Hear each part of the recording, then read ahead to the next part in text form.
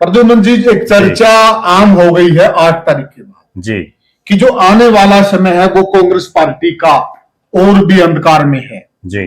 और कांग्रेस पार्टी के पास जो इनेलो का यानी कि जो देवीलाल मूड का जो वोट आया था बीजेपी को हराने के लिए, वह अब कांग्रेस के पास नहीं रहेगा और कांग्रेस बिल्कुल गर्त में चली जाएगी, यानी कि कांग्रेस का अस्तित्व खतरे में है। इस बात में कितनी सच्चाई है? देखो, निश्चित रूप से अगर कांग्रेस पार्टी अभी भी नहीं संभली, हाँ, तो जिस तरह के हालात उनके लिए, चाहे गुजरात में हो जी, जहां वर्षों से कांग्रेस सत्ता में नहीं है, बिल्कुल, चाहे उत्तर प्रदेश में हो, हाँ, जो भारत का सबसे बड़ा राज्य है, जी, और चाहे वो बिहार में हो, चाहे दिल्ली में हो, ठीक है, जिस तरह के हालात इन राज्यों में कांग्रेस पार्टी के हैं, ठीक है, कि वहां उनका विधायक बनने के लिए भी एक विधायक बनने के लिए बहुत एडी चोटी का जोर लगता है, ठीक है, और फिर भी कई बार शून्य पर आ जाता है मामला। अब हालात ये हैं कि हरियाणा प्रदेश में पिछली 3 योजनाओं से, ठीक है, लगातार कांग्रेस पार्टी सत्ता से बाहर हो गई है। अगली जो बात है वो ये है कि अगर सही मायने में देखें तो 2005 में चौधरी ओम प्रकाश चौटाला के भारी विरोध, लोगों में उनके प्रति जो भारी गुस्सा था, उसके चलते कांग्रेस पार्टी की 67 सीटें हरियाणा प्रदेश में आई थी, ठीक है, और उसके बाद से उन 67 सीटों पर चौधरी भूपेंद्र सिंह हुड्डा को प्रदेश का मुख्यमंत्री बनाया गया, और तब से लेकर के और 2024 तक कांग्रेस लगातार कम रही, चाहे वो 67 से 2009 में 40 पर आई, 2009 में 40 पर आकर के और 2014 के चुनाव में 15 पर आ गई, ठीक है, मुख्य विपक्षी दल भी नहीं बन पाई, इनेलो विपक्षी दल थी। उसके बाद 2019 में वो 31 पर आ गई। अब जब पूरा ऐसा लग रहा था और पूरे हरियाणा प्रदेश में इस तरह से एक माहौल क्रिएट किया गया था कि कांग्रेस तो 2/3 बहुमत दोबारा से आएगा, ठीक है, तब भी वो 37 पर अटक करके रह गई, ठीक है, और उन 37 में भी मुझे कहने में कोई संकोच नहीं कि कुछ सीटें बीजेपी अपनी कमियों से आ रही है। अच्छा, जहां जो उनके प्रत्याशी थे, उनके प्रत्याशियों का विरोध रहा, जिसकी वजह से कहीं ना कहीं जो है कांग्रेस पार्टी 37 तक पहुंच पाई।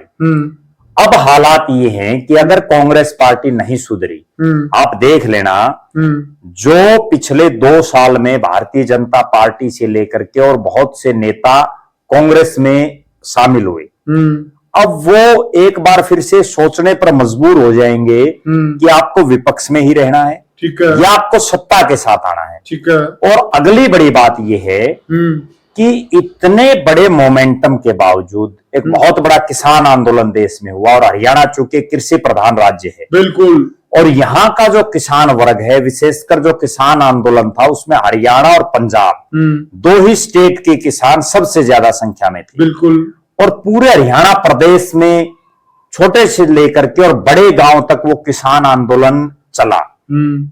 13 महीने के आंदोलन के बाद मोदी की सरकार झुकी और उन्होंने किसानों के मांगे मानते हुए वो कृषि कानून उल्टे लिए।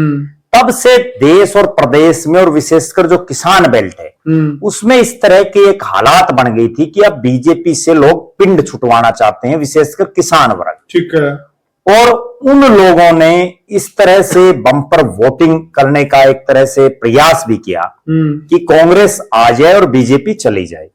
लेकिन कुछ एक जो चौधरी टाइप के लोग थे, कुछ एक जो ऐसे लोग थे जो केवल तिल्की मारने में विश्वास रख रहे थे, केवल हा हुल्ला कर रहे थे, उन लोगों की वजह से जो समाज का एक बहुत बड़ा वर्ग है वो कहीं ना कहीं कांग्रेस की बजाय बीजेपी की तरफ चला गया। अच्छा, जब तक एक बड़ी बात मैं बताता हूं, और उससे कांग्रेस के जो रणनीतिकार हैं या जो कांग्रेस का शीर्ष नेतृत्व है वो ये समझ जाएगा कि आखिर कमी कहां है।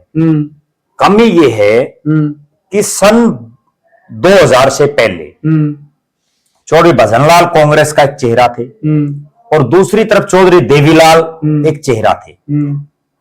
गैर जाट जो मतदाता हैं वो चौधरी भजनलाल को अपना फेस मान रहे थे और जो जाट मतदाता हैं वो चौधरी देवीलाल को अपना फेस मान रहे थे, और जो न्यूट्रल से लोग थे वो चौधरी बंसीलाल की तरफ देख रहे थे, क्योंकि चौधरी बंसीलाल भले ही जाट परिवार में उन्होंने जन्म लिया लेकिन उसके बावजूद वो जो है तमाम जो वर्ग थे उनके लिए एक सर्वमान्य नेता बन चुके थे। उनकी छवि भी इस तरह की थी। उन्होंने कभी अपने आप को ये शो नहीं किया कि मैं जाट नेता हूं या मैं एक जाति विशेष का नेता हूं। उसके बाद 2000 में चौधरी ओम प्रकाश चौटाला प्रदेश के मुख्यमंत्री बने और जो जाट वोट था वो चौधरी ओम प्रकाश चौटाला, जाट वोट कह लीजिए, किसान वोट कह लीजिए, वो कहीं ना कहीं चौधरी ओम प्रकाश चौटाला की तरफ शिफ्ट था। ठीक है। 2005 के चुनाव में चौधरी भजनलाल के नेतृत्व में प्रदेश अध्यक्ष थे वो कांग्रेस के, और कांग्रेस ने चुनाव लड़ा। गैर जाट वोट है वो एक बहुत बड़े स्तर पर कांग्रेस पार्टी को चौधरी भजनलाल की वजह से गया। हालात ये बने कि 67 सीटें कांग्रेस जीती, मुख्यमंत्री का कोई चेहरा डिक्लेयर नहीं था, और ओम प्रकाश चौटाला जी की पार्टी 9 सीटों पर सीमित हो गई। ठीक है। खुद मुख्यमंत्री होते हुए ओम प्रकाश चौटाला नरवाना की सीट से चुनाव हार गए थे रणदीप सिंह सुरजेवाला के सामने। उसके बाद 2005 में चौधरी भजनलाल को दरकिनार करके चौधरी भूपेंद्र सिंह हुड्डा को प्रदेश का मुख्यमंत्री बना दिया गया। और जो जाट और किसान वर्ग चौटाला साहब के साथ था वो वहां से छिटक करके, क्योंकि उनको चौधर चाहिए और राज चाहिए, वो लोग बहुत बड़ी तादाद में चौधरी भूपेंद्र सिंह हुड्डा के साथ लग ली। अब जाटों का और किसानों का बड़ा नेता चौधरी भूपेंद्र सिंह हुड्डा बन गए क्योंकि वो मुख्यमंत्री थे।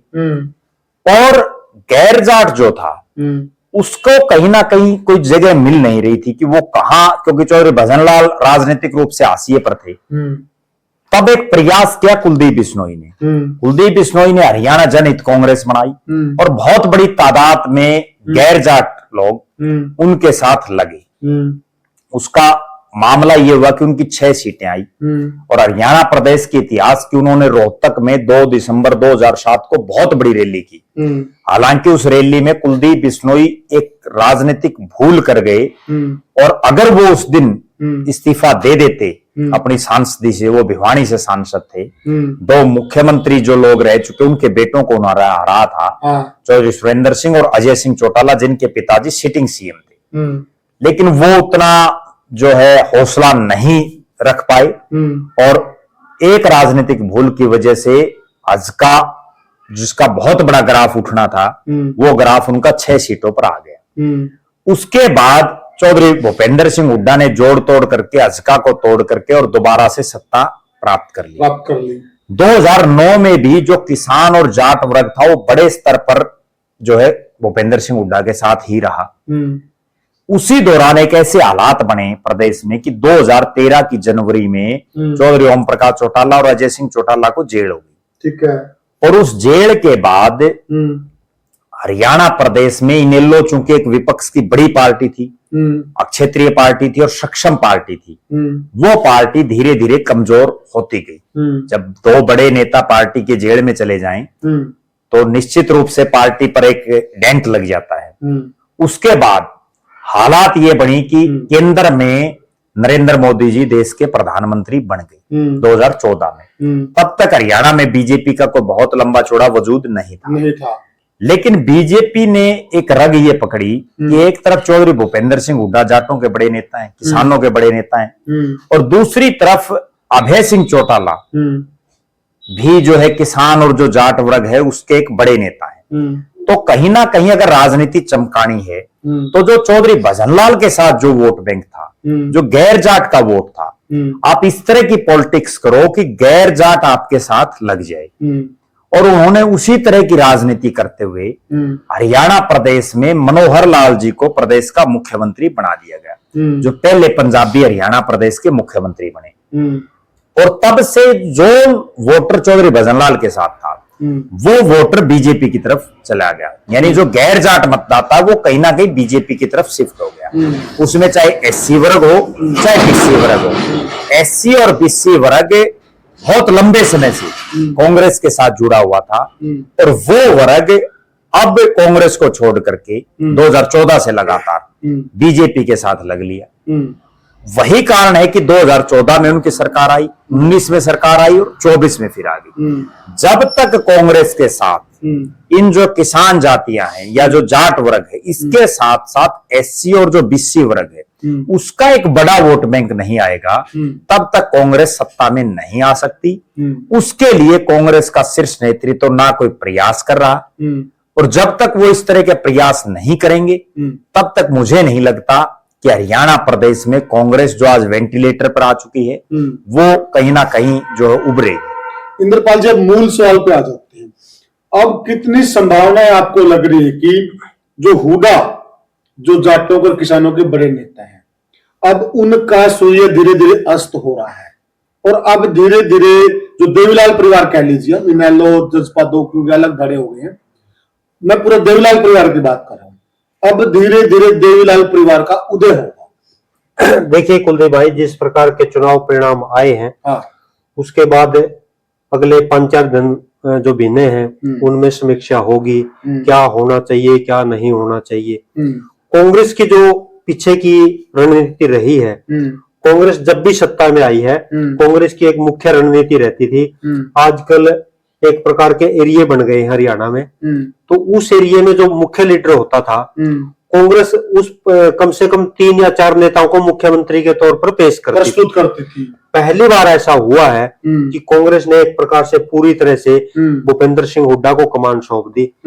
होना ये चाहिए था कि जो फरीदाबाद की बेल्ट है, गुड़गांव की बेल्ट है, वहां ये दिखाना चाहिए था कि कैप्टन एज ए मुख्यमंत्री बन सकते हैं। सिरसा की और जो अम्बाड़ा की बेल्ट है, 2 जगह से कुमारी शैलजा लोकसभा की सांसद रह चुकी हैं, तो वहां कुमारी शैलजा को भी ये दिखाना चाहिए था कि ये भी हो सकती हैं। और जो जींद और कैथल का एरिया है उसमें रणदीप सिंह सुरजेवाला का अच्छा प्रभाव है, बांगर का क्षेत्र है। अगर ये होता तो जो हवा थी दिखाई दे रही थी कांग्रेस की, वो उस पोजीशन में होती। अब तो केवल ढकोसला था। अब क्योंकि एक बात और हो गया, आगे की आपने बात की देवीलाल परिवार की, तो उसमें एक बात जो सबसे महत्वपूर्ण होगी वो होगा परिसीमन। अच्छा, जो नया परिसीमन संभावित है अगर 2029 में लागू हुआ, तो ये भी देखना पड़ेगा इस समय अगर कांग्रेस बन जाती तो 2029 का परिसीमन है वो अपने हिसाब से थोड़ा बहुत सेट कर सकती थी, क्योंकि अब बीजेपी की सरकार बन चुकी है तो बीजेपी की पूरी कोशिश रहेगी, क्योंकि जो वर्तमान सरकार है वो ज्यादा नहीं तो कुछ गांवों को इधर से उधर विधानसभा क्षेत्र के कर सकती है। बिल्कुल सही कहा। और जो हल्के बनेंगे वो हो सकता है बीजेपी अपने आप के हिसाब से सेट करवाए। तो परिसीमन के बाद यह देखा जाएगा कि कितने विधानसभा क्षेत्र ऐसे हैं जिनमें चौधरी देवीलाल का परिवार है वो प्रभावशाली हो सकता है, क्योंकि फतेहाबाद, सिरसा, जींद, कैथल, क्योंकि जो जाटलैंड है वो भी आज तक 2 क्षेत्रों में बंटा हुआ है।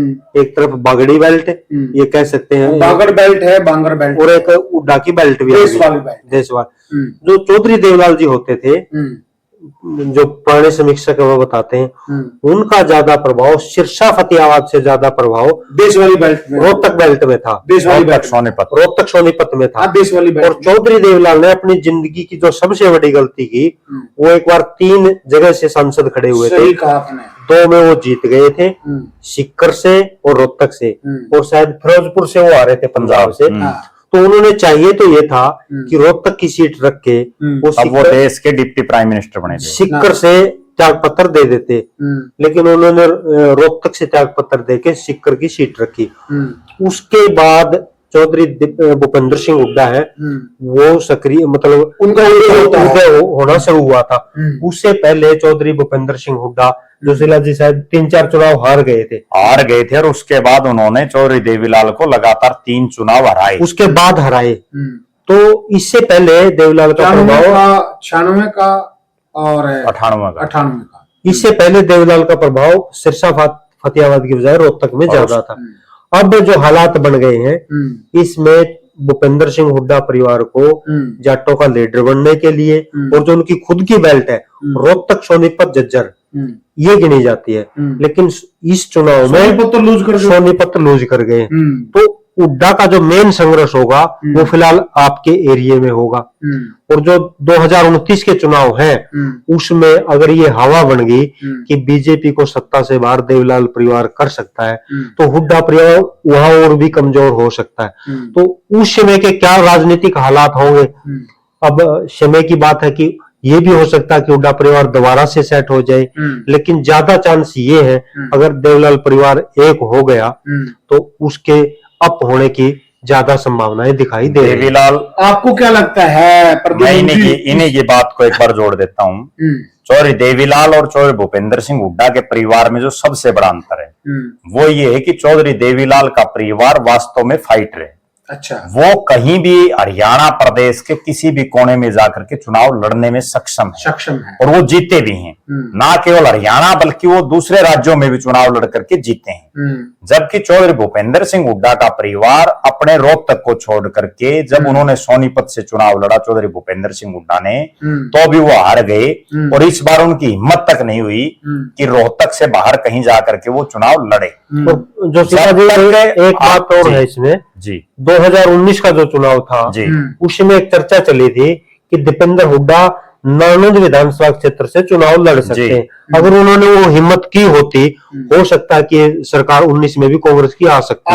चौधरी जी ने कहा वो हिम्मत नहीं कर पाए। सबसे बड़ी बात क्या है, भले ही चौधरी देवीलाल का परिवार सिरसा के चौटाला गांव से है, उसके बावजूद उन पर एक जिले का ठप्पा कोई आदमी नहीं लगा सकता। जबकि चौधरी भूपेंद्र सिंह हुड्डा का परिवार अपने रोहतक से बाहर निकलने की हिम्मत नहीं कर पाता। गोहाना से भी तो लड़ सकते थे। अगर इसी चुनाव में, अब जो 2024 का चुनाव हुआ, इस चुनाव में भी हुड्डा परिवार का कोई एक सदस्य रोहतक से बाहर चुनाव लड़ने की हिम्मत कर लेता तो उसका असर आसपास के 20 हलकों में पड़ता है। और चौधरी देवीलाल के परिवार की एक खूबी है कि वो बारडा से भी जाकर के विधायक बन गए, वो दातारामगढ़ से जाकर के विधायक बन गए, वो नौर से जाकर के विधायक बन गए, वो सीकर से जाकर के एमपी बन गए, वो रोहतक से जाकर के सांसद बन गए, उन्होंने मैम में जाकर के चुनाव लड़ लिया, सोनीपत में जाकर के चुनाव लड़ लिया। जबकि किसी और ने चुनाव लड़ लिया, मरवाना, गिराए, आदमपुर, तोशाम, ये तो वो इलाका है जो सिरसा के बिल्कुल साथ नजदीक है। लेकिन आप ये देखिए कि उन्होंने दूर दूर कहां तक चुनाव लड़े और अब भी उनकी एक बड़ी, उनके परिवार की अगर एक खूबसूरती देखें, सिरसा चौधरी भूपेंद्र सिंह हुड्डा के परिवार से केवल इकलौते चौधरी भूपेंद्र सिंह हुड्डा चुनाव लड़ रहे थे। जबकि चौधरी देवीलाल के परिवार से अगर हम सिलसिलेवार बात करें एलनाबाद की सीट की, तो वहां अभय सिंह चौटाला चुनावी मैदान में थे। अगर बात करें रानिया की, वहां चौधरी रणजीत सिंह और अर्जुन चौटाला मैदान में थे। बात करें डबवाड़ी की, वहां दिग्विजय चौटाला, आदित्य चौटाला और अमित सियाग तीनों चुनावी मैदान में थे। उचाना की, और एक और सबसे खास बात, फाइटर का तभी पता चलता, हार जीत कुछ भी हो, सुनैना भी चुनाव लड़ रही, हार जीत कुछ भी हो, दुष्यंत चौटाला को ये पता था कि आपकी उचाना में रेरे माटी होनी है। उसके बावजूद ये चीज दर्शाता है कि आप राजनीति में कितने लंबे चल सकते हो। की बात है। उसके बावजूद उनको ये पता कि आपकी जमानत जब्त होनी है, उसके बावजूद उचाना से चुनाव लड़ना। सुनैना चौटाला को खुद को ये पता था कि फतेहाबाद से आप चुनाव नहीं जीत सकती, आपकी जमानत जब्त होनी है, उसके बावजूद फतेहाबाद में चुनाव लड़ना, लोकसभा का चुनाव हिसार से लड़ना। तो जब तक आपके अंदर एक फाइटर नहीं है तब तक आप चुनाव नहीं जीत सकते, आप एक नेता नहीं बन सकते। आज भले ही चौधरी भूपेंद्र सिंह हुड्डा 9.5 साल प्रदेश के मुख्यमंत्री बन गए, उसके बाद बने रहे। दीपेंद्र सिंह हुड्डा 4थी बार सांसद बन गए और बल्कि राज्यसभा को अगर इंक्लूड कर दें तो 5वीं बार बन गए। उसके बावजूद उनको पूरे प्रदेश का नेता नहीं कहा जा सकता, क्योंकि वो आज भी उन पर जो ठप्पा लगा हुआ है कि ये रोहतक के नेता हैं। और वही एक कारण है कि हरियाणा प्रदेश में 3 योजना से कांग्रेस हार रही है। जब तक आप प्रदेश को साथ लेकर के नहीं चलोगे, यही दीपेंद्र सिंह हुड्डा हिम्मत करते या चौधरी भूपेंद्र सिंह हुड्डा हिम्मत करते, किलोई एक सेफ सीट है, उस किलोई को छोड़ करके आप बारडा से चुनाव लड़ते, आप आसपास के एरिया में एक मैसेज आता कि इतना बड़ा नेता आया है, ये हमारा। अब बीजेपी क्यों कामयाब है, आप एक चीज देखिए, मनोहर लाल खट्टर जी रोहतक के हैं, बनियानी और निंदाना गांव, उनको करनाल से चुनाव लड़ा दिया। नायब सिंह सैनी नारायणगढ़ के हैं, उनको पहले करनाल से लड़ा दिया, अब लाडवा से लड़ा दिया, ताकि उसको एक प्रदेश का नेता किसी तरह से बनाया जाए।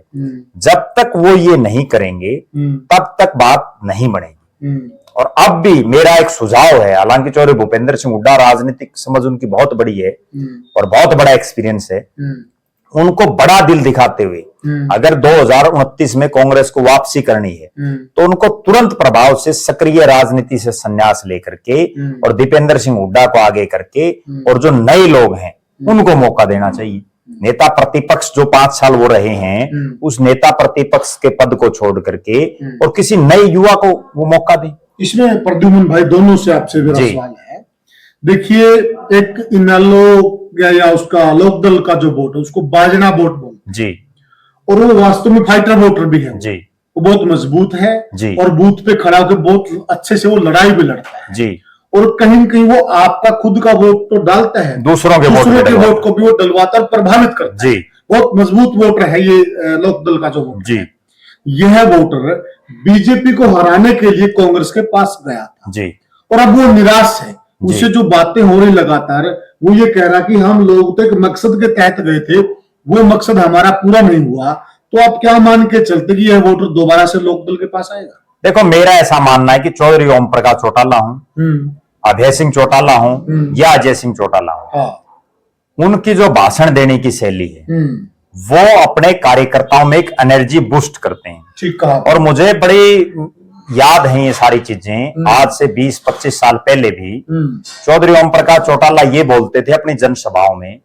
कि वोटिंग के दिन अगर 5 बजने में 1 मिनट रह जाए और अगर प्रेजाइडिंग ऑफिसर या जो पोलिंग करवा रहा वो अधिकारी गेट बंद कर दे तो गेट को लात मार करके खोल देना, बाकी मैं अपने आप देख लूंगा। क्या बात है। जो आदमी अपने कार्यकर्ता को इतना कहे तो निश्चित रूप से उसके कार्यकर्ता का एक जो उत्साह है, उसके कार्यकर्ता का एक जो मनोबल है वो कहीं ना कहीं बढ़ जाता है। दूसरी तरफ चौधरी भूपेंद्र सिंह हुड्डा हो और दीपेंद्र सिंह हुड्डा हो, मुझे ये कहने में भी कोई गुरेज नहीं है कि भाषण देने के मामले में ओम प्रकाश चौटाला के वो नजदीक भी नहीं, बिल्कुल नहीं है। जो ओम प्रकाश चौटाला की आज 90 साल की उम्र में भी उनकी जो एक भाषण देने की कला है, कहीं ना कहीं दोनों पिता पुत्रों को, चौधरी भूपेंद्र सिंह हुड्डा और चौधरी दीपेंद्र सिंह हुड्डा को अपने अंदर परिवर्तन करना होगा। जब तक वो अपने अंदर परिवर्तन नहीं करेंगे, ये जो 37 सीटें आई हैं, मत जो वोट बैंक है, जो मत जो डले हैं वो लगभग दोनों को बराबर है, कुछ 1000 का डिफरेंस है। जिन लोगों ने आपको वोट डाला है उनको आपको 5 साल अपने साथ जोड़े रखना है। सबसे बड़ी अब जो अग्नि परीक्षा है चौधरी भूपेंद्र सिंह हुड्डा और उनके परिवार की, वो यही है कि जिन लोगों ने जिस उम्मीद में आपको वोट डाला है, अगर आप उनको 5 साल अपने साथ नहीं जोड़े रखे तो निश्चित रूप से आगे जो अब 37 आई है, 37 के नजदीक नहीं रहेंगे, इनको भी लूज करेंगे। तो कहीं ना कहीं वो आप कैसे जोड़ रखेंगे? आपको अपने कार्यकर्ताओं को, अपने नेताओं को, अपने सपोर्टरों को, जो लोग आपके साथ लगे हुए थे, उनको कहीं ना कहीं मोटिवेट करने की जरूरत है। लेकिन मुझे नहीं लगता कि अभी तक जो 2-3 दिन का समय गया है उसमें मोटिवेट की कहीं कोई इस तरह की कोई बात अभी तक आई है, क्योंकि जिम्मेवारी भी तो नहीं ले रहे। उनको अपनी जो हार हुई है उसकी जिम्मेवारी लेते हुए एक एक कार्यकर्ता, एक एक नेता में एक एनर्जी बूस्ट करने की जरूरत है। वरना एक खास बात मैं बताता हूं, 8 तारीख को जो ही परिणाम आया तब से लेकर के और अब तक कांग्रेस के बहुत से जो सपोर्टर थे वो मुद्दे मुंह पड़े हुए हैं। उनको ये समझ नहीं आ रहा कि ये बनी क्या, क्योंकि उनके दिमाग में तो ये थी जिस तरह के सब्जबाज दिखाए जा रहे थे कि 50 वोट डालो आपको नौकरी देंगे, फला। मेरे पास भी कईयों के फोन आए कि भाई सरकार नहीं बनी वरना नौकरी लग जाती। मतलब उनकी सोच देखो आप कहां तक है। तो बहुत से इस तरह के जो नेताओं ने इस तरह के जो सब्जबाज लोगों को दिखाए, उल्टे पड़ गए, वो तमाम जो है उल्टे तो पड़ गए, लेकिन उन लोगों के दिमाग में जो एक फितूर बड़ा हुआ बैठा था उसको भी कहीं ना कहीं रोके रखना है। वरना ये अगर एक बार छिटक गया ना, इनेलो का वोट बैंक इसी तरह का है कि अगर एक बार छिटक गया तो दोबारा नहीं आएगा। कितनी संभावना है इंद्रपाल जी की वो वोट बैंक दोबारा से लोकदल की तरफ जाएगा? देखिए कुलदीप भाई, सबसे बड़ी बात तो इसमें ये रहेगी कि ये परिवार एक होता है या नहीं होता, ये बहुत बड़ी बात होगी। अच्छा। और उसके बाद अगर एक नहीं हुआ तो फिर मैनेजमेंट के हिसाब से बढ़िया कौन रहेगा? अच्छा। अभय चौटाला के बारे में कहा जाता है कि वो गुस्सेल हैं, लेकिन उन्होंने बहुत परिवर्तन अपने व्यवहार में किया है। और दुष्यंत चौटाला की अपनी अलग रणनीति है। अगर ये एक नहीं हुए तो फिर ये देखा जाएगा कि इनमें से आगे जाने की स्थिति में कौन है। पिछली बार आप देखिए दुष्यंत चौटाला जेजेपी को बहुत अच्छा खासा वोट आया था। नहीं, वो फिर जो बीजेपी को समर्थन देने का था, कुछ वैसे बातें ऐसी होती है। उससे पहले वोट तो आया है ना, यानी इस परिवार के पास वोट बैंक लौट के आता है, 17% वोट तो है, लेकिन कुछ वैसे बातें ऐसी हैं जैसे जो बीजेपी को समर्थन देने का है वो लंबे समय तक जेजेपी को प्रभावित करेगी और ज्यादा संभावना है कि वो इनेलो की तरफ चला जाए। वो मैं ये नहीं कहता किस तरफ जाएगा, मेरा ये मानना है कि यह जो वोट बैंक है यह वापस लौट कर आएगा। ये बीजेपी को हराने के लिए गया था, वहां सेट नहीं था, केवल एक उद्देश्य था किसी भी तरीके से बीजेपी बाहर हो जाए, वो हो नहीं पाया। इनेलो को सबसे बड़ा जो सेटबैक मिला वो मिला अभय सिंह चौटाला की हार से। अगर अभय सिंह चौटाला चुनाव जीत जाते, भले ही ये जो 2 विधायक बने ये जीते हारे कोई फर्क नहीं पड़ता, लेकिन अभय सिंह चौटाला अगर खुद चुनाव जीत जाते तो उनकी पार्टी खड़ा होने में बहुत ज्यादा गति मिलती, क्योंकि वो विधानसभा में गरज थे। विधानसभा की बात जो शीला जी ने की है, ये भी सुनने में आया है कि बहुत से जो लोग हैं वो पहले लोग विधानसभा की कार्रवाई नहीं देखते थे, बहुत से तो इसलिए देखते हैं कि अभय सिंह चौटाला क्या करेंगे। वो एक ही ऐसा है जो सबकी बोलती बंद कर देता है। तो जोशीला जी ने बात बिल्कुल सही कही कि अभय सिंह जीत जाते, सीट चाहे एक आ जाती, उन दो से ये ज्यादा प्रभावित है। और बात कांग्रेस की हो रही थी, तो कांग्रेस की बात हो रही थी, तो जो ये चुनाव है ये पीढ़ी परिवर्तन का चुनाव है। आप कैथल की बात करोगे तो रणदीप सिंह सुरजेवाला का लड़का आदित्य आ गया है, उधर जयप्रकाश का लड़का विकास आ गया है, उचाना की बात करोगे विजेंद्र सिंह आ गया है, मैम की बात करोगे तो बलराम डांगी आ गया। तो एक प्रकार से पीढ़ी परिवर्तन हुआ है।